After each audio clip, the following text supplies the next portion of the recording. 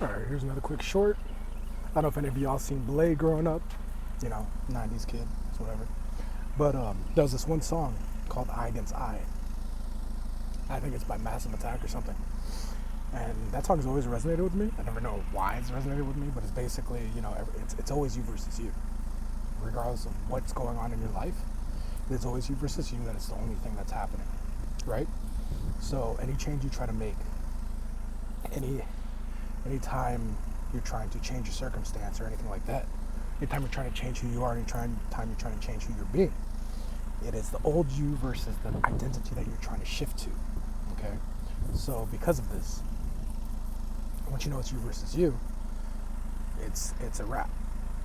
Everything that's, the resistance is just the old you trying to stop you from changing into, adjusting timelines, switching timelines, or whatever you want to call it. And because of that, there will be resistance. Because the old you doesn't want to die. They'll say, oh, habits, whatever. Yeah. I mean, the old identity has habits of its own. But you will always be fighting against yourself. All the resistance you get is always coming from within internally, like internally you. So once you understand this, there's no reason to get mad at anything, because you're just going against you. You are trying to figure out how to succeed and how to embody and just be, right? But then you're trying to be just to be. We're not trying to be new things because we want to experience different things. We're just trying to be for the sake of being. And then once you try to be for the sake of being, you have the desires. But then it gets to a point where it doesn't matter, right? It's like, once you get to the point that it's good whether or not you have it or not, and you're fulfilled internally, your reality is going to start changing. So, if you don't have money and that bill comes in and you're like, oh my God, you just see it go to zero or like go to the negative, you're sitting there, you're like, oh my God, like you have to be delusional, or I guess this 3D world would say, according to the 3D world, you have to be delusional and be like, everything I have, or I'm abundant, everything is paid in full, I have more than enough at all times, right? Even when when your balance is in the negative, or like you can't buy certain things, you got to be like, I have more than enough. I'm grateful for what I have. Like I'm wealthy, I'm abundant, I'm affluent. Opulence is my normal. So again, during these instances, you have to dictate to the 3D what's going on, because the mind doesn't know any better. So there's studies on this in the medical field and medical studies. You have this placebo effect, which is the mind creating the beneficial effect of either the medication, supplement, whatever it is, right? So placebo effect, again, God power working at a level we're not aware of, because it's just working. And then there was another study about exercise where it talks about visualization. And you don't need to visualize as long as you're being who you say you're being, and you're committed to being that thing or that identity, you'll be fine. But where subjects and individuals who basically visualize working out had their muscles grow, right? Like when they went into their mind's eye and they saw themselves lifting the weight, they felt the weight lifting up, they felt their muscles contracting, all that stuff, they had muscle growth without lifting weights. So again, these things are there. If you look at it with the awareness, you'll see it, right? And another thing, awareness got pros and cons, right? So I used to be big in conspiracies. I feel like everyone's kind of at some point gets into conspiracies. Now it's a lot more mainstream, I would say, than before.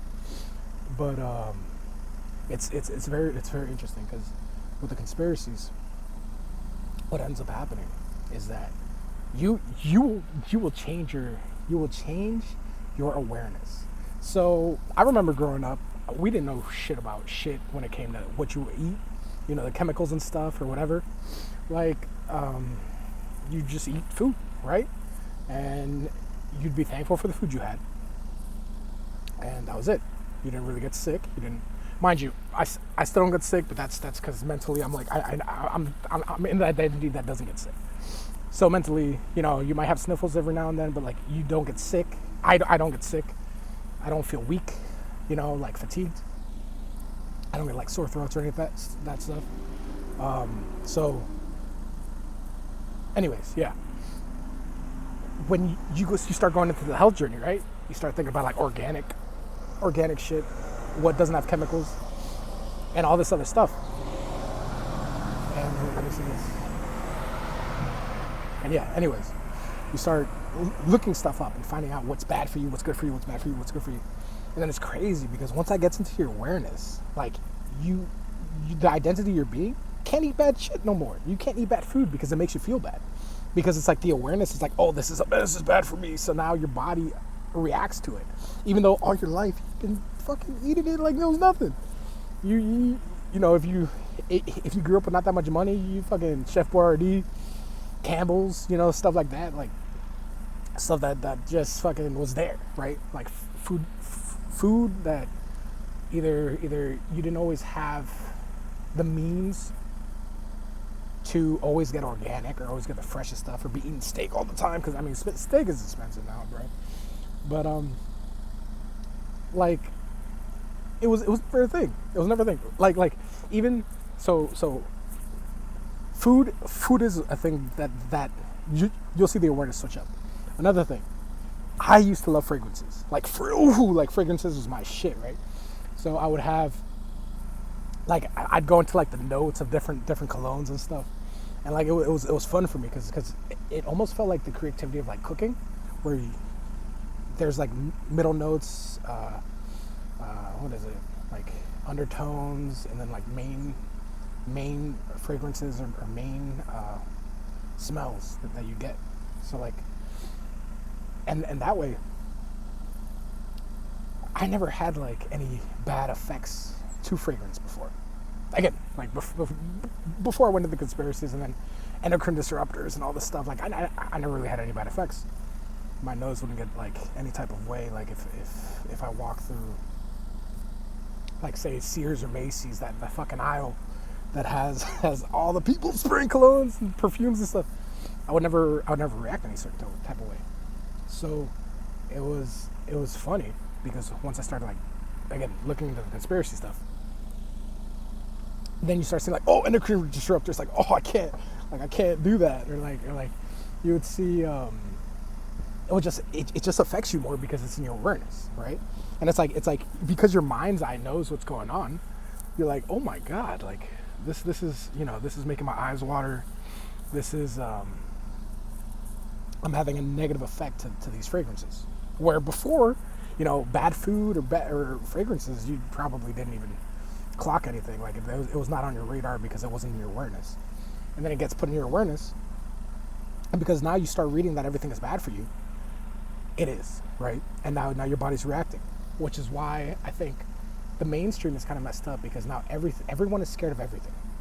So in California, they have that fucking little, what is it, that disclaimer that everything causes cancer? Whatever. But now everyone's talking about like certain ingredients and stuff. And yeah, like there is certain things that probably we shouldn't be eating. But again, if you've been alive long enough, you've definitely heard the studies of, like, I think there was a period of time when I was younger that they said the what is it, resveratrol or whatever in the wine, which you get from grapes, it's antioxidants in the grapes that is present in the wine. But mind you, scientifically, it's negligible, the effects on us. But it was beneficial, right? So it's beneficial though because the subjects or the people, they believe that it helps them live longer. Like I remember seeing on the news, they would like interview people, and these are older people. They were like drinking wine, drinking beer, smoking cigars, like that kind of stuff. And they're like, the secret to being as healthy as I am at my age is at the end of the night, I have my glass of wine and my cigar or whatever. And scientifically, you're like, wait a second, like this is weird. But when you think of it from the I am perspective, they're deciding that doesn't harm them, right? They've made the decision that in their reality, it's the reason why they have increased longevity. And no one could tell them otherwise. Because that's how it works. No one could tell you otherwise in your reality. If you acquiesce or you give your power away in your own reality, that's your problem. So what ends up happening is that the most important person in the individual's reality is themselves, right? So there's echoes of us in everyone else's reality, but there's concurrently infinite realities going on once. So because everyone is a mirror of you in your reality, you have to understand that you're the center of the universe, right? So act that way. You need to see yourself as the most important piece of the universe, because thinking about it like logically, if something happens to you, that universe disappears, because no one else sees the perspective of the universe as you do. So as soon as you're gone, this vessel dies off or whatever, that universe is gone. It's wiped. That universe doesn't exist, until it comes back or whatever, because everything happens at once and everything's already been created. So past, present, future are happening at the same time, and imagination is what you need to use to realize the life that you want to be living. But yeah, I forgot what I was talking about. But yeah, the important thing about this is awareness is a superpower, but awareness could backfire, because if you start being aware and you start listening to stuff that harms you, which is what we're at now, right? Like everyone's trying to be woke, everyone's trying to be aware, everyone's trying to be like conspiracy, which is stuff. Conspiracy stuff is just another way of stressing people out, in my opinion. You're adding stress, and then people think they're aware and they think that they're spiritual, but then it doesn't. It's still hiding them from themselves, right? So they say, the biggest lie. Saying that, what is the? I might be misspeaking, but I think it's like the biggest lie is convincing people that the devil doesn't exist, supposedly, but that's not the biggest lie. The biggest lie is convincing people that your power's outside of yourself. The biggest lie is convincing someone that they're not divine, or that they have infinite power within them to create their reality they want to create. That's the biggest lie in currently, right?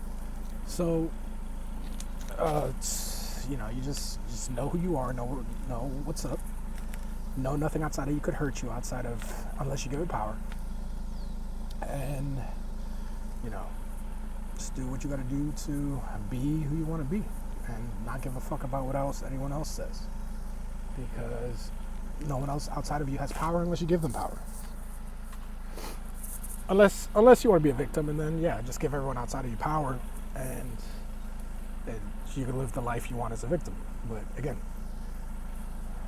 you are so powerful, it's ridiculous. So just please harness it, have some fun, enjoy this life. Ooh, crazy wind. Enjoy this life. I should have just put my hair up. Oh, fuck.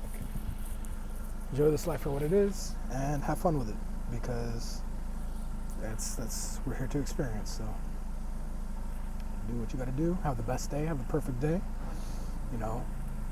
Be perfect.